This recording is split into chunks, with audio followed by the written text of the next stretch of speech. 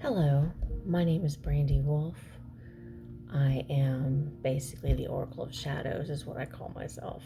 But I do mostly shadow work, and my main kind of niche, I guess you could say, is doing shadow love and relationships, meaning basically, why do you keep attracting the same situations, same patterns in your love life? Like, uh, emotionally unavailable men, for example, if you're a female. And usually I deal with females. I deal with women. Um, that's like what I'm made basically into. And I thought I would pop up on here and talk about that a little bit. I've been having a lot of women asking about how their male counterparts feel about them because they're basically emotionally detached, unavailable. Um, and it confuses these women. Let me just state that if your man, your partner, whatever the case may be, confuses you, they're not meant for you. Okay? You are settling for someone that can't provide to you your own needs, your boundaries, what you need to know. Okay? You're settling. You're going for breadcrumbs. You may love them to the day you die, but you're settling. I want you to keep that in mind. You are settling for someone that can't provide to you what you need to know. All right? You need to know how invested they are. You need to know if they feel the same way you do.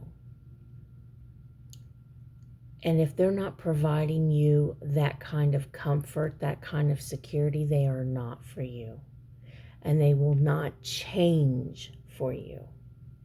Okay? Now you have free will. You can think and choose as you wish. But you really need to think on that. Can you go 5, 10, 15 years with this person, married or not knowing what their true feelings are about you and the connection? Can you go through that, not knowing what they want? Do they want marriage? Do they want commitment? Will you ever get married? Because I know a lot of women out there want to have that ring. And they will basically settle. So don't settle. You know, even if they're only giving you 80 out of, giving you 80% of the 100% that you want. You need to be bold.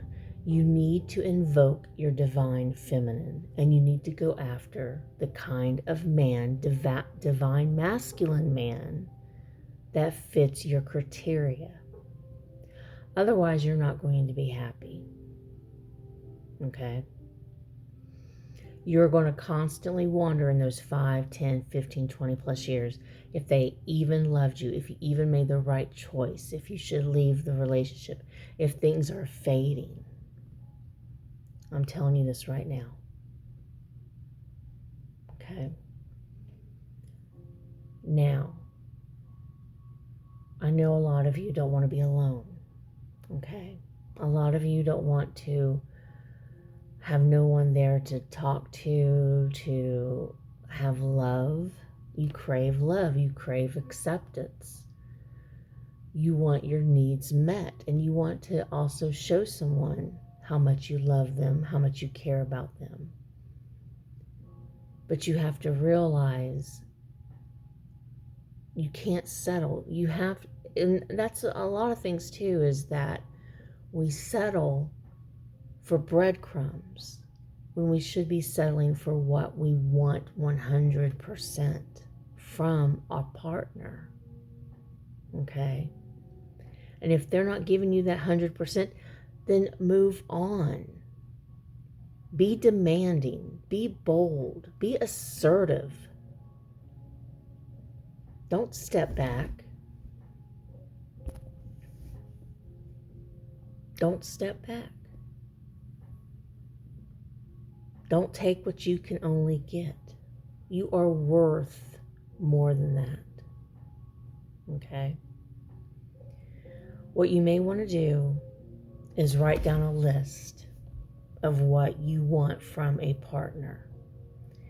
You know, you want financial stability, maybe you want marriage, you want them to tell you how they feel and be honest with you about it, loyalty, respect, you want to be cherished. There's nothing wrong with that. But write down what it is you want from a potential partner, your life partner. And if they are not meeting your criteria, they are not meant to be in your life as a life partner. Okay? I say this because of my own experience. I've settled way too much in my life. And I got the bare minimum. I also had men cheat on me. I've had really, really bad experience early on, which I can't really discuss on here because I don't want to get in trouble of what I discovered from a partner. But I didn't have enough self-worth to realize I'm worth what I deserve in love, what I deserve, what I cherish. Am I in a relationship now? No. I'm waiting for the man that can fit my criteria. And I don't care how long I wait. I don't care if I die alone. I don't. I do not care. Because I know my worth. And if there's no one that can appreciate my worth and meet me at what I want from a partner, that's fine. I don't need it.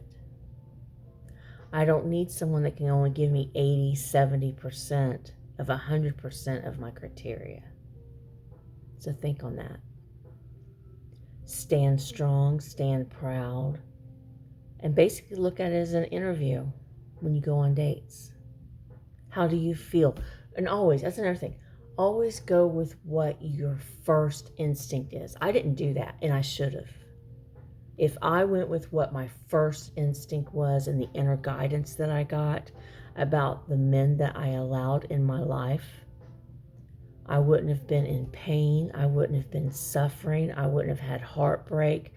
I wouldn't be so, in some cases, traumatized and distraught by how they treated me and what their darkness that they had.